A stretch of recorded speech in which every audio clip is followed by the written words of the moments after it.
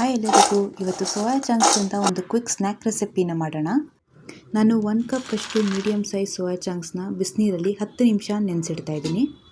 ಒಂದು ಮಿಕ್ಸಿಂಗ್ ಬೌಲ್ಗೆ 1 ಕಪ್ ಆಗಷ್ಟು ಮೊಸರನ್ನ ಚೆನ್ನಾಗಿ ಬೀಟ್ ಮಾಡಿ ಇಟ್ಕೊಳ್ಳಿ.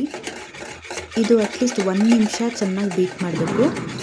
ಇದಕ್ಕೆ 1 ಚಿಕ್ಕ ಸ್ಪೂನಷ್ಟು ಅರಿಶಿನ ಪುಡಿ, 1 ಸ್ಪೂನ್ ರೆಡ್ ಚಿಲ್ಲಿ ಪೌಡರ್, ಅರ್ಧ ಸ್ಪೂನ್ ಜೀರಿಗೆ ಪುಡಿ, 1 ಸ್ಪೂನ್ನಷ್ಟು ಗರಂ ಮಸಾಲೆ ಪೌಡರ್ ಹಾಕ್ಕೋತಾ ಇದ್ದೀನಿ.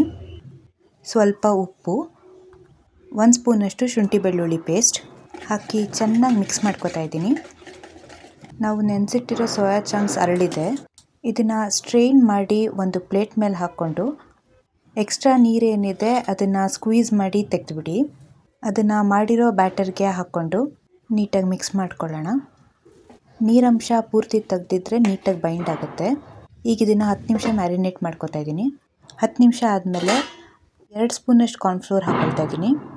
ಬೇಕಂದರೆ 1 ಸ್ಪೂನ್ ಅಕ್ಕಿ ಹಿಟ್ಟು ಹಾಕ್ಕೋಬೋದು. ಈಗ ಇದು ಕರಿಯೋಷ್ಟು ಎಣ್ಣೆ ಹಾಕಿ ಕಂದು ಬಣ್ಣ ಬರೋವರೆಗೂ ಡೀಪ್ ಫ್ರೈ ಮಾಡ್ಕೋಬೇಕು. ಲಾಸ್ಟಲ್ಲಿ 1 ಸ್ಪೂನ್ ಆಗೋಷ್ಟು ಪೆರಿ ಪೆರಿ ಮಸಾಲ ಹಾಕಿ ಚೆನ್ನಾಗಿ ಮಿಕ್ಸ್ ಮಾಡ್ಕೊಳ್ಳಿ. ಇದು ಮಾಡೋಕ್ಕೆ ತುಂಬ ಟೈಮ್ ಬೇಕಾಗಲ್ಲ, ತುಂಬ ಈಸಿಯಾಗಿ ಮಾಡ್ಕೋಬೋದು. ಈ ರೆಸಿಪಿ ನಿಮ್ಗೆ ಇಷ್ಟ ಆಗಿದ್ರೆ ಆಹಾ ಅಡುಗೆನ ಸಬ್ಸ್ಕ್ರೈಬ್ ಮಾಡಿ, ಪ್ಲೀಸ್ ಸಪೋರ್ಟ್ ಮಾಡಿ. Thank you.